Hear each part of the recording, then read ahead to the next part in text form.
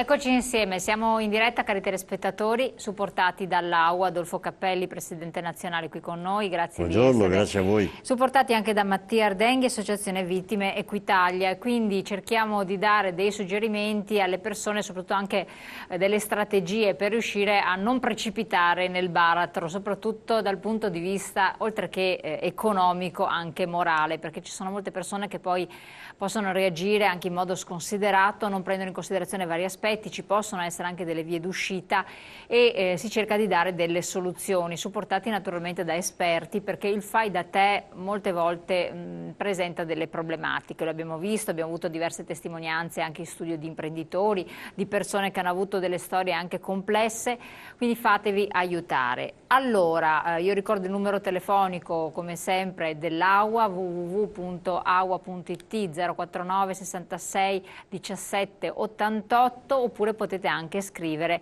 alla mail.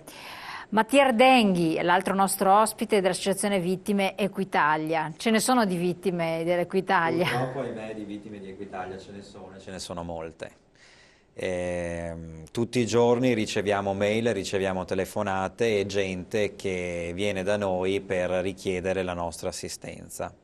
Noi quello che diciamo sempre a chi viene da noi, alcune volte anche in preda veramente al panico per le cartelle ricevute, di non far precipitare la situazione, ragionare a bocce ferme e a mente fredda insieme a noi quello che si può fare. Che è difficile. È difficile, io capisco che sia difficile in quelle situazioni, però i nostri associati, le persone che si rivolgono a noi con il nostro supporto, che è un supporto no profit da associazione, riusciamo insieme a valutare le varie opzioni e a trovare delle strade percorribili che possano appunto aiutare le persone.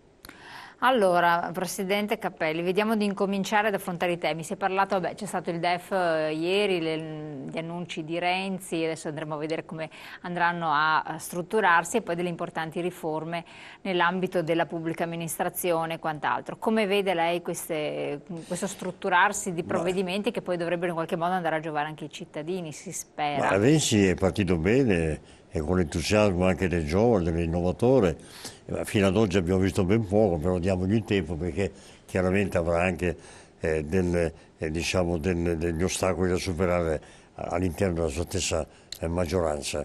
E per quanto riguarda invece la proposta che adesso Renzi ha fatto e che poi è congeniale con l'associazione che io presiedo, l'associazione utenti auto, perché riguarda gli automobilisti, il discorso di eliminare gli sprechi o perlomeno ridurre le spese tra la motorizzazione civile, l'ACI e il PRA.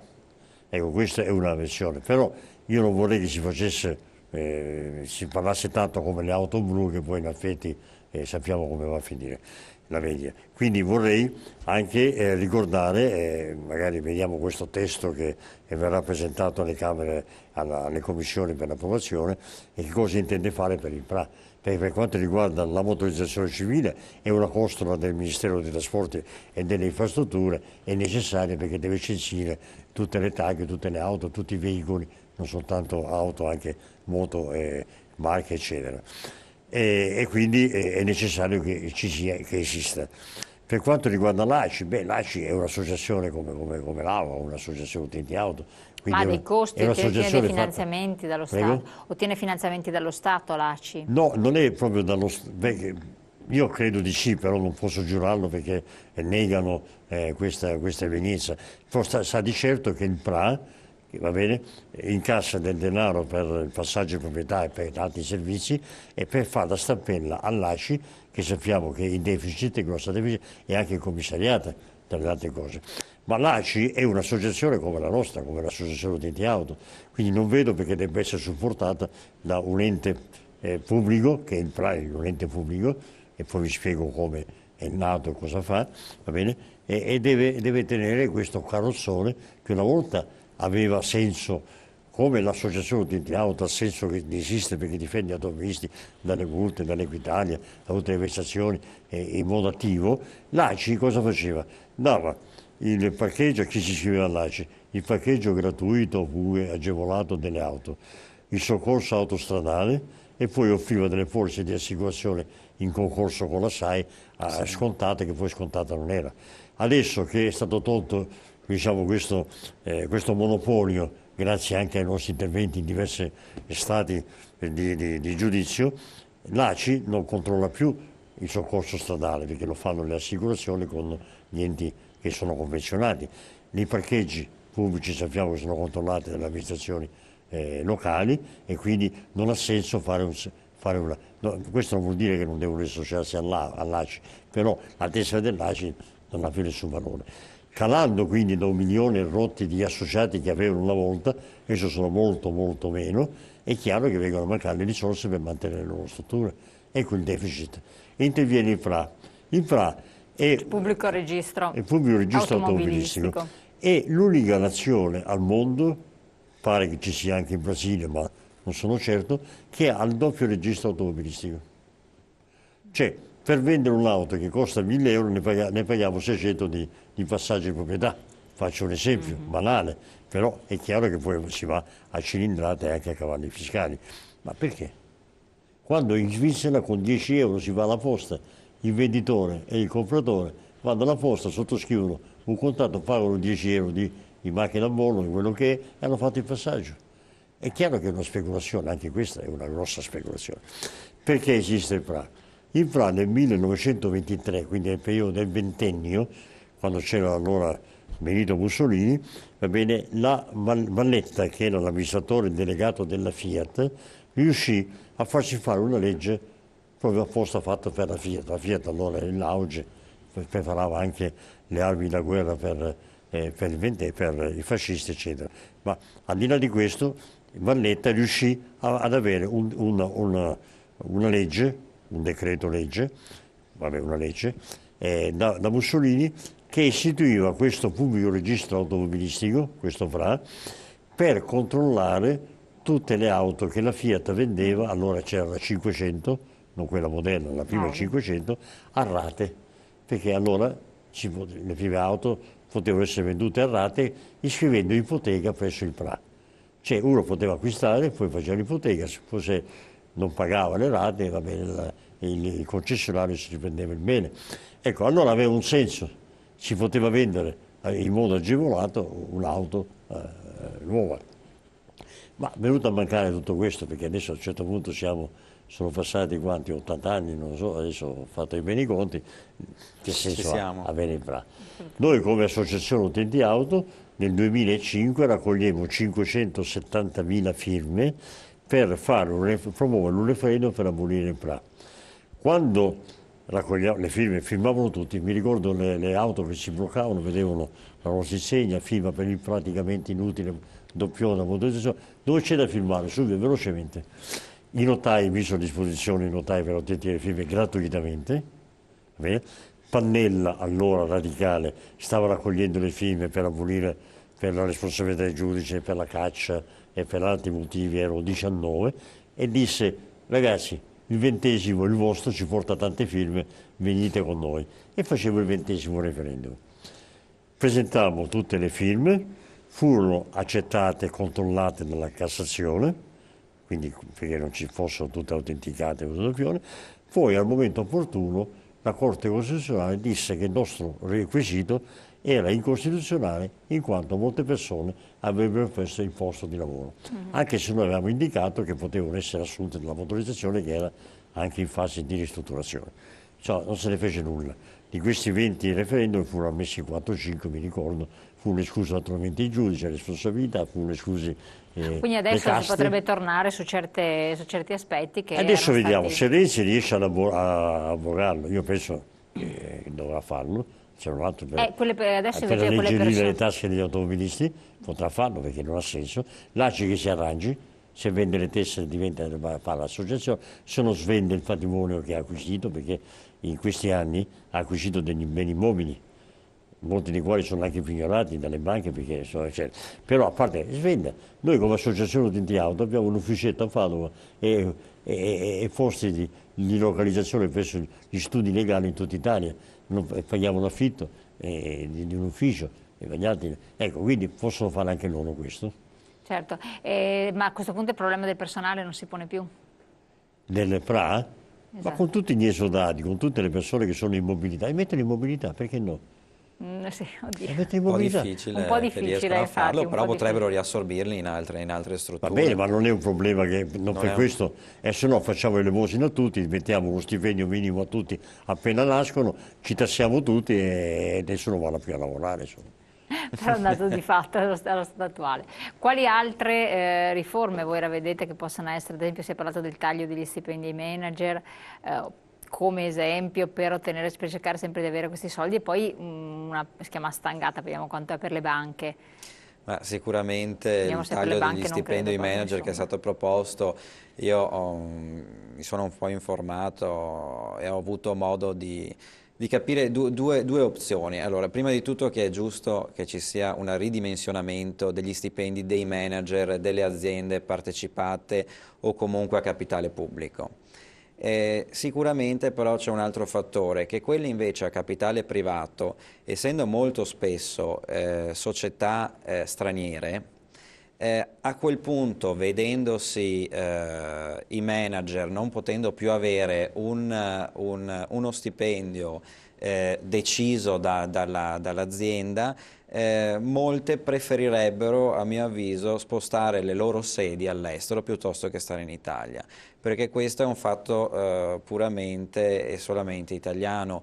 Non c'è gli stipendi all'estero di manager di società private non sono calmierati e non sono decisi dallo Stato. Va bene per la società a capitale pubblico, però per la società a capitale privato ho paura che possa ridurre o bloccare la nuova apertura o portare ad uno spostamento all'estero di quella a capitale privato, estero o in Italia. Ecco, per quel che riguarda invece le banche, Beh, per quanto riguarda delle banche, là ci sono grandi situazioni di oscurità e di opacità. Sicuramente è giustissimo, le banche comunque sono banche, quantomeno per le banche italiane bisognerebbe che ci fosse un blocco, un tetto massimo degli Questo stipendi. sarà un caos perché Renzi ieri ha annunciato che tassa le banche, no? sì, infatti quello volevo sapere. Non si capisce, le tassano da una parte, Tassa però le allo banche, stesso tempo, tassa come le nel caso di banche, poi le banche Montepaschi, gli hanno fanno, dato i soldi. diminuiranno gli introiti, diminuiranno i capitali, diminuiranno diciamo, la ripartizione. Si Poi, rifaranno Ma lo fanno un po' per dare un quindi colpo al cerchio. aumenteranno le commissioni, aumenteranno come al solito, aumenteranno il tasso di interesse, le commissioni e tutto il resto e andranno a pari ugualmente. Ma lo fanno per dare un colpo al cerchio e un colpo alla botte, perché con una mano danno i soldi alle banche, infatti. invece con l'altra le tassano. Infatti, se no altrimenti non ci sarebbe. Infatti. E quello che un po' secondo lei, proprio come tipo di provvedimenti, si parlava di sgravi fiscali che avrebbero dovuto essere fatti alle imprese, agevolazione della ripresa dell'attività delle imprese stesse, e a questo punto si andava a parlare anche di possibilità che le banche riaprissero, ci fosse una riapertura del credito, cosa che non sembra allo Ma stato le di banche hanno fatto. più interesse a fare investimenti sicuri, acquistando dei titoli di Stato, anche magari esteri, va bene? Dove hanno una resa sicuramente superiore che non rischiare un'insolvenza da parte di un privato che magari fa un mutuo per costruirsi la casa. Perché le banche dice ma io ho la casa, ti do la casa. No, la banca non vuole la casa, vuole i soldi. E quindi a un certo punto quando fa la vendita giudiziaria non interessa a che prezzo hanno venduto la casa, perché se un immobile vale 200.000 euro e poi all'incanto va venduto per 70.000 euro, perché quelle sono le proporzioni, la banca avrebbe tutto l'interesse ad acquistarla per sé e poi rivendersela dopo a prezzo di mercato. Non lo fa perché non ha interesse a farlo. Quindi le banche, dovrebbe esserci un provvedimento da parte del governo che obblighi le banche, quando chiedono in prestito, chiedono una liquidità dalla Banca Europea, che per legge debba destinare almeno l'80-90% alle imprese o a chi vuole intraprendere al privato e non investire in titoli stranieri. Questa è una soluzione, non so se questo si possa fare o non si possa fare, eccetera. Però Faccio una piccola parentesi, se sì. non sbaglio, Presidente, proprio circa un anno e mezzo fa, 2 anni fa, l'Unione Europea ha dato soldi alle banche italiane ad un tasso dell'1-1,5%, che poi questi soldi però non sono stati Escono dal riutilizzati. 0,5%. Ma non sono stati riutilizzati questi soldi No, all'interno assolutamente no. È quello che per sto creare... dicendo. miglioramento. Adesso si può accedere al credito alle banche al tasso annuo dello 0,5%. No, accedere al credito, attenzione, se la banca concede credito, perché la banca in molti casi, a molti imprenditori non Sì, ma ci concede vogliono delle assolutamente. garanzie, sovra-garanzie. Qualora queste garanzie Garanzie non sono siano sempre immobiliari o stipendi, cessione del quinto o stipendi. no, immobiliari non sono neanche più ritenute interessanti dalle banche. No, non sono meno interessanti, il quinto dello stipendio è più gettonato dalle banche. Ma Se uno è l'imprenditore- statale, se uno è sì. statale, il quinto dello stipendio è la cosa più gettonata. Oppure se fosse dipendente da una società di capitale, non, sì. non di Però persone. l'imprenditore non è un dipendente, quindi No, non è avrebbe poco. dipendente. Quindi Se non è ha che- garanzie personali si attacca a trave. Ecco, quindi questo è quando diventa difficile. Ed è la figura che ha più bisogno del credito, l'imprenditore. Esatto, infatti è quello che stiamo dicendo, Dunque, cioè, a questo punto. sì. Quali altri elementi presi in considerazione nel DEF secondo lei sono Ma dei punti noti? adesso, senza fare populismo, è inutile tagliare gli stipendi dei grossi manager. Perché, È come inutile, caspita, ci cioè, mancherebbe. è inutile tagliare, ci possono tagliare, ma non Devono si risolve, essere tagliati. non si risolve il problema. Perché Però è una importante che piccola venga casta, fatto, sì, è una piccola casta che poi... Non tanto piccola, ne abbiamo Vabbè, dei numeri sì, abbastanza, interessanti. Soprattutto ma i poi- manager di società statali. Vabbè, si può anche fare, però ci sono anche dei diritti acquisiti che non puoi togliere. Ma quello che non si capisce è che la classe politica non devono sapere. Prendiamo l'esempio ultimo, recente. Vabbè, noi abbiamo avuto un Presidente del Consiglio amato, no? Quello che ha messo le mani in tasca ai cittadini È di recente notte. qualche decennio. Vabbè, questo non so quante cariche ha, ho perso il conto, perché poi si dice tanto, e dove prende 60.000 euro, no, 60 milioni al Sì, mese di pensione, di- non so, adesso dico, Sì, però sì, no, cifre. un numero Allora, folle. cosa hanno fatto? Gli hanno dato l'autopremio, l'hanno fatto consigliere di Corte Costituzionale, consigliere di Corte Costituzionale, dove si vede altri 36 milioni l'anno di Sì, emolumenti. sì, di premi. 36. Ma che bisogno c'era? Cioè, allora, questo chi fa queste robe qua non deve dar conto, non si vergogna davanti a un cittadino. Ma finché i cittadini accettano tutto, sanno che l'italiano accetta, continueranno a fare così. Pubblicità, torniamo tra poco.